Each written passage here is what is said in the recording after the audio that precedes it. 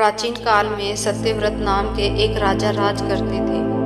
वह प्रतिदिन पूजा पाठ किया करते थे। उनके पास किसी भी चीज की कमी नहीं थी। वह धन दौलत से लेकर हर प्रकार की सुविधा से समृद्ध थे। हालांकि इसके बावजूद भी राजा की एक अभिलाषा थी जिसे वह पूर्ण की चाह रखते थे। राजा सत्यव्रत को किसी प्रकार से स्वर्गलोक जाने की इच्छा थी। वह अपने जीवन में कम से कम एक बार स्वर्गलोक के सौंदर्य को देखना चाहते थे, लेकिन उन्हें इसका मार्ग नहीं पता था। इधर दूसरी तरफ ऋषि विश्वामित्र अपनी तपस्या के लिए घर से बाहर निकले। चलते चलते वह अपनी कुटिया से काफी दूर चले गए थे। काफी समय बीत गया लेकिन वह नहीं लौटे।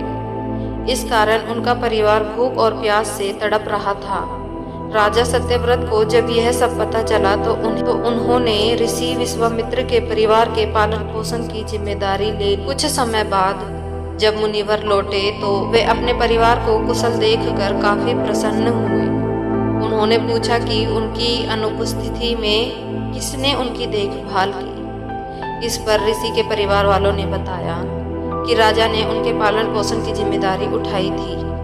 यह सुनकर ऋषि विश्वामित्र तुरंत राजमहल पहुंचे और राजा से मुलाकात। वहां पहुंचकर उन्होंने सबसे पहले महाराज को धन्यवाद। इस पर राजा ने ऋषि से अपनी इच्छा पूर्ण करने का आशीर्वाद मांगा।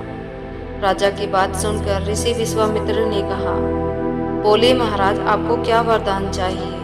तब महाराज ने कहा, हे मुनि, मुझे एक बार स्वर्गलोक के दर्शन करने हैं। कृपया करके मुझे वहां जाने का वरदान दे। राजा की प्रार्थना सुनकर ऋषि विश्वामित्र ने एक ऐसा रास्ता बनाया जो स्वर्गलोक की ओर जाता था। यह देख राजा सत्यव्रत बहुत खुश हुए। वह तुरंत उस रास्ते पर चल पड़े और स्वर्गलोक पहुंच गए।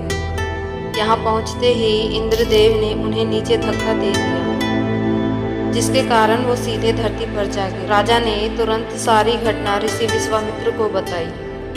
राजा की बात सुनकर ऋषि विश्वामित्र गुस्से से आग बबूला हो। उन्होंने तुरंत सभी देवताओं से इस बारे में बात की और इस समस्या का हल निकाला, जिसके बाद राजा के लिए एक नया स्वर्गलोक बनाया गया। नए स्वर्गलोक को पृथ्वी और देवताओं के स्वर्गलोक के बीचों बीच स्थापित किया गया था ताकि किसी को परेशानी ना हो। नए स्वर्गलोक से राजा सत्यव्रत तो बहुत खुश हुए, लेकिन विश्वामित्र को एक चिंता लगातार सता रही। डर था कि नया स्वर्गलोक कहीं जोरदार हवा के कारण गिर ना पड़े। अगर ऐसा होगा तो राजा सत्यव्रत दोबारा से धरती पर जा गिरेंगे। काफी सोच विचार के बाद ऋषि विश्वामित्र को एक उपाय सूझा। उन्होंने नए स्वर्गलोक के नीचे एक बहुत लंबा खंभा लगा दिया ताकि उसे सहारा मिल सके। ऐसी मान्यता है कि नए स्वर्गलोक के नीचे लगाया गया खंभा एक विशाल पेड़ के तने के रूप में बदल गया। यही नहीं, कुछ समय पश्चात जब राजा सत्यव्रत की मृत्यु हुई तो उनका सिर एक फल में तब्दील हो गया। तभी से इस खंभे को नारियल का पेड़ कहा जाने लगा, जबकि राजा का सिर नारियल के रूप में जाना गया। यही कारण है कि नारियल का पेड़ इतना लंबा होता है। इस कहानी से हमें यही सीख मिलती है, अगर सच्चे मन से किसी की मदद करें तो हमारी हर ख्वाहिश पूरी हो सकती है।